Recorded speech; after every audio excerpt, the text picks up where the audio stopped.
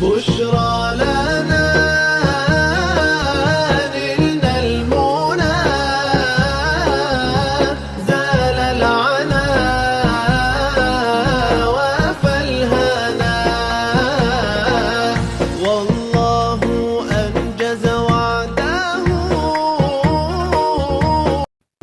Assalamualaikum warahmatullahi wabarakatuh.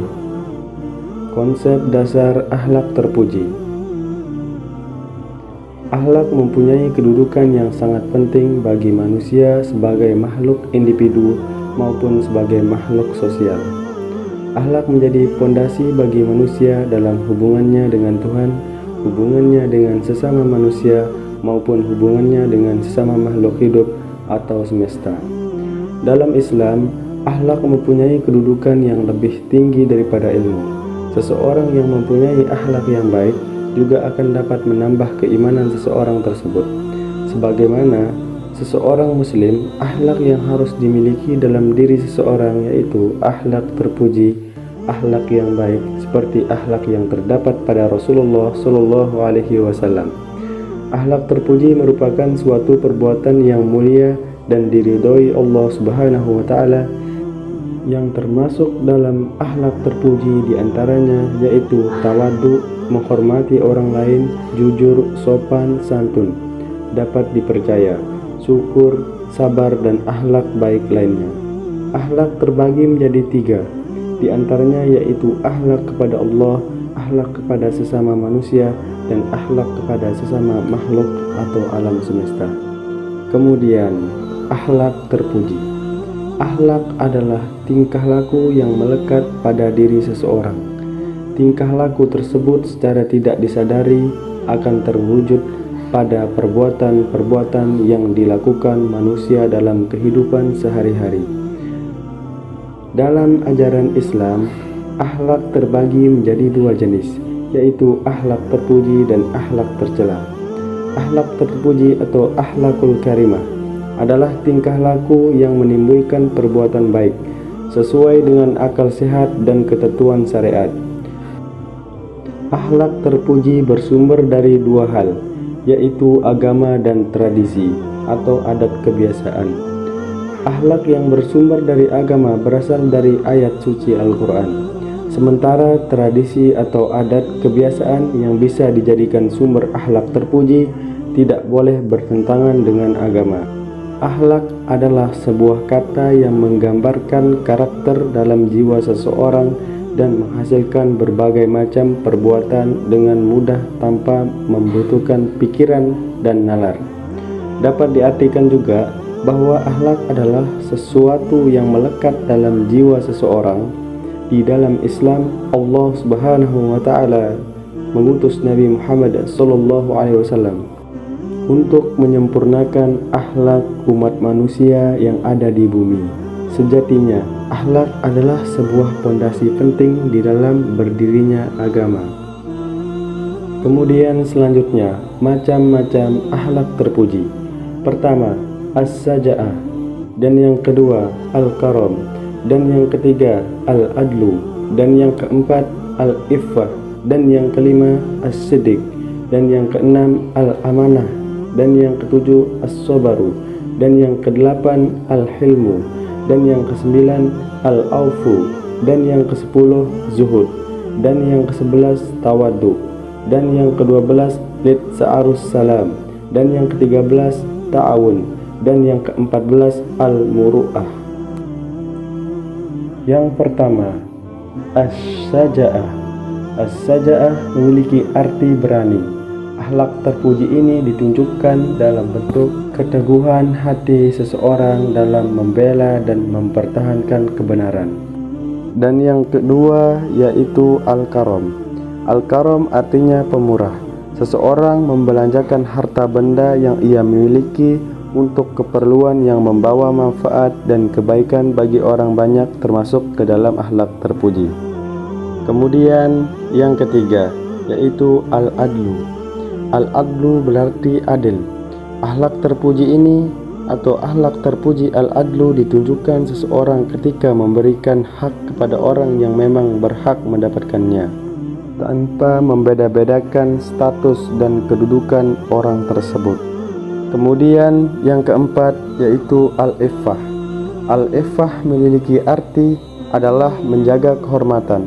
Maksudnya, akhlak al-iffah mampu menjaga dirinya sendiri dari segala perbuatan atau tingkah laku yang tidak boleh dikerjakan atau tidak sesuai dengan syariat.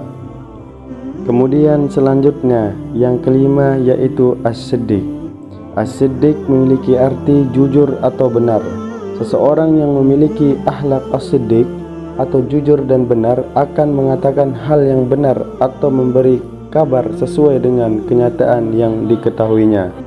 Kemudian yang keenam yaitu al-amanah. Al-amanah artinya dapat dipercaya, memiliki dua pengertian yaitu umum dan khusus. Secara umum, amanah artinya menyembunyikan rahasia atau ikhlas memberikan nasihat kepada orang yang memintanya dan menyampaikan sesuatu secara utuh dan sesuai dengan apa yang diperintahkan. Kemudian selanjutnya, yang ketujuh, as-sabaru. As-sabru artinya sabar. Seseorang yang memiliki akhlak as-sabru mampu menahan dirinya dari gangguan yang menghampirinya. Selain itu, ia juga mampu menahan terhadap hal yang tidak ia sukai tanpa memberikan suatu reaksi. Kemudian yang kedelapan yaitu al-hilmu. Al-hilmu memiliki arti lapang hati. Seseorang yang menunjukkan akhlak al-hilmu akan menahan amarahnya dan tunduk kepada akal sehatnya saat sedang tertimpa suatu masalah. Kemudian selanjutnya yaitu yang kesembilan, al-aufu. Al-aufu ini memiliki arti maaf. Seseorang akan memberikan maaf terhadap seseorang yang bersalah tanpa diikuti rasa benci dan sakit hati, serta tidak ada keinginan untuk membalaskan kesalahannya. Kemudian selanjutnya yaitu yang ke-10, zuhud. Zuhud memiliki arti tidak terlalu bergembira akan sesuatu yang dimiliki dan tidak berputus asa terhadap sesuatu yang telah terlepas dari dirinya. Kemudian yang ke-11, litsa'arus salam. Litsa'arus salam ini memiliki arti yaitu mengutamakan kedamaian. Seseorang akan berusaha untuk menutup pertentangan dan perselisihan dengan menciptakan kesepakatan dan ketentraman. Kemudian selanjutnya yang ke-12 yaitu tawadu. Tawadu ini memiliki arti yaitu rendah hati. Yang dimaksud tawadu adalah memelihara pergaulan dan hubungan dengan sesama manusia tanpa mengurangi rasa hormat kepada orang lain. Kemudian selanjutnya yang ke-13 yaitu ta'awun. Ta'awun ini memiliki arti tolong-menolong. Seseorang akan menjalin hubungan persaudaraan dengan penuh solidaritas. Dia akan membantu orang lain ketika merasa kesulitan. Kemudian yang ke-14 yaitu al-muru'ah. Al-muru'ah ini memiliki arti berbudi luhur yang tinggi. Seseorang yang memiliki akhlak terpuji ini memiliki jiwa kesatria di mana ia akan membela kebenaran. Selain itu, berbudi luhur yang tinggi ditunjukkan dengan tidak mudah putus asa sebelum mencapai tujuan yang dikehendakinya. Kemudian selanjutnya ciri-ciri akhlak terpuji. Pertama, perbuatan yang telah berada di dalam jiwa seseorang sehingga menjadi kepribadiannya. Dan yang kedua, perbuatan yang dilakukan dengan spontan tanpa pertimbangan terlebih dahulu. Dan yang ketiga, perbuatan yang muncul dari dalam diri seseorang tanpa ada paksaan atau tekanan dari luar. Dan yang keempat, perbuatan yang dilakukan dengan kesungguhan, tidak main-main atau karena sandiwara. Dan yang terakhir, perbuatan yang dilakukan karena ikhlas, bukan karena ingin dipuji oleh orang lain. Kemudian selanjutnya yaitu ruang lingkup akhlak. Ruang lingkup akhlak dibedakan menjadi 3. Yang pertama yaitu akhlak pada Tuhan.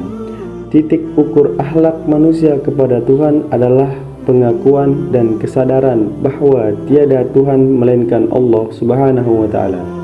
Perbuatan yang dapat mencerminkan akhlak kepada Tuhan yaitu selalu bersyukur dengan karunia-Nya, meyakini kesempurnaannya dan taat terhadap perintahnya. Dan yang kedua, akhlak kepada sesama manusia. Petunjuk mengenai akhlak terhadap manusia berbentuk larangan untuk melakukan hal-hal yang negatif, seperti membunuh dan menceritakan aib sesama. Di sisi lain juga, Nabi adalah manusia, tetapi memperoleh wahyu harus dihormati. Dan yang ketiga, akhlak kepada lingkungan.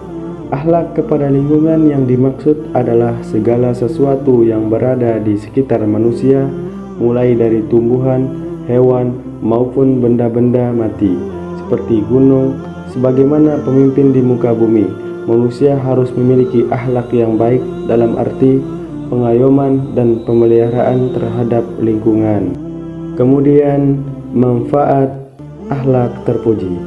Setiap umat muslim yang berakhlak terpuji tentunya mendatangkan keberkahan atau manfaat terhadap dirinya. Salah satu manfaat yang bisa didapat oleh seseorang yang dimiliki akhlakul mahmudah seperti dicintai oleh Rasulullah Shallallahu Alaihi Wasallam. Rasulullah Shallallahu Alaihi Wasallam bersabda, "Orang yang paling saya cintai dan paling dekat dengan tempat saya kelak di hari kiamat adalah mereka yang memiliki akhlak mulia atau akhlakul karimah. Sementara orang yang paling saya benci dan tempatnya paling jauh dari saya kelak di hari kiamat adalah mereka yang keras dan rakus, suka menghina dan sombong." Kemudian, tujuan akhlak terpuji. Sebagaimana sudah diperintahkan dalam ajaran agama, tentu kewajiban memiliki akhlakul mahmudah atau akhlak terpuji ini memiliki sebuah tujuan dalam pelaksanaannya. Hal ini telah dijelaskan oleh Al-Imam Al-Ghazali dalam Ma'rad Al-Qut fi Madarid Ma'rifat Al-Naf. Tujuan akhir dari akhlak adalah memutuskan diri kita dari cinta kepada dunia dan menanamkan dalam diri kita cinta kepada Allah Subhanahu wa taala. Maka tidak ada sesuatu yang lebih dicintai selain berjumpa dengan Allah Subhanahu wa taala dan tidak menggunakan semua hartanya kecuali karena dan untuk Allah Subhanahu wa taala.